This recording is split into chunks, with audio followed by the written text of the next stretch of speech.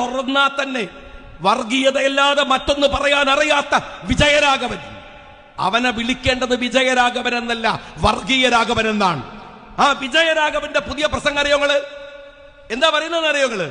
രാഹുൽ ഗാന്ധിയെ ജയിപ്പിച്ചത്, പ്രിയങ്ക ഗാന്ധിയെ ജയിപ്പിച്ചത് ഈ രാജ്യത്തിലെ വർഗീയവാദികളാണ്, ന്യൂനപക്ഷത്തിന്റെ പേര് പറയുന്ന വർഗീയവാദികളാണ്.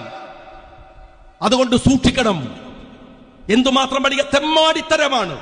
അങ്ങനെയാണ് ഇത് പറയേണ്ടത്. എടോ വർഗീയ രാഘവ, നീ ചെയ്യാൻ ശ്രമിക്കുന്നത് RSS പോലും പറയാത്ത വാക്കാണ്. RSS പറയാത്ത വാക്ക്. നിങ്ങൾക്ക് മുസ്ലിം ലീഗാ പ്രശ്നം.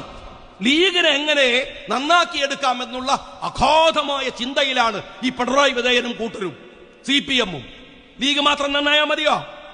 മുസ്ലിങ്ങൾ മാത്രം നന്നായാ മതിയോ? അത് മാത്രം മതിയോ?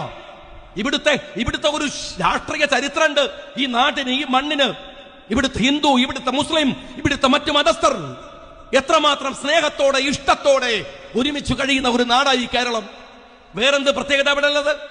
നിങ്ങളിങ്ങനെ വർഗീയത ഉണ്ടാക്കിയിട്ട് ഇവിടെ നിങ്ങൾക്കൊരു പക്ഷേ നാളെ 10 വോട്ട് കിട്ടാം. അതിനപ്പുറം ഈ രാജ്യം നിൽക്കണ്ടേ? നമ്മുടെ മക്കൾക്ക് ഇവിടെ ജീവിക്കണ്ടേ?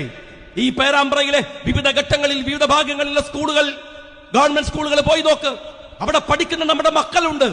ഹിന്ദു, മുസ്ലിം, ക്രിസ്ത്യൻ, അവർ തമ്മിലുള്ള സ്നേഹമെന്ന് പരിശോധിക്ക്. നിന്റെ വീട്ടിലേക്ക് വരുന്ന നിന്റെ മക്കളോട് ചോദിക്ക് അവിടുത്തെ മറ്റു മതസ്ഥരെ കുറിച്ച്. എല്ലാവരും ഒരുമിച്ചാണ്, സ്നേഹിച്ചാണ് കളിക്കുന്നത്, ചിരിക്കുന്നത്, ഈ അങ്ങാടികളിൽ സഹവസിക്കുന്നത്. 4 വോട്ടുകൾക്ക് വേണ്ടി എടോ CPM-കാരാ, എടോ വർഗീയ രാഘവ, നീയൊക്കെ കളിക്കുന്ന ഈ വൃത്തികെട്ട കളിയുണ്ടല്ലോ, ഒരു കാര്യം ഉറപ്പാണ്, നാളെ ജയിക്കോ ഇല്ല എന്നുള്ളതല്ല. നിങ്ങൾ ഉറപ്പിച്ചു വച്ചോ, ഞങ്ങളുടെ കൊക്കിൽ ജീവനുണ്ടെങ്കിൽ നിന്റെയൊക്കെ രാഷ്ട്രീയ ജീവിതത്തിൽ കിട്ടാവുന്ന വലിയ തിരിച്ചടി അത് തരാനാണ് ഞങ്ങൾ ഒരുങ്ങി നിൽക്കുന്നത് വരാനിരിക്കുന്ന തെരഞ്ഞെടുപ്പുകളിൽ.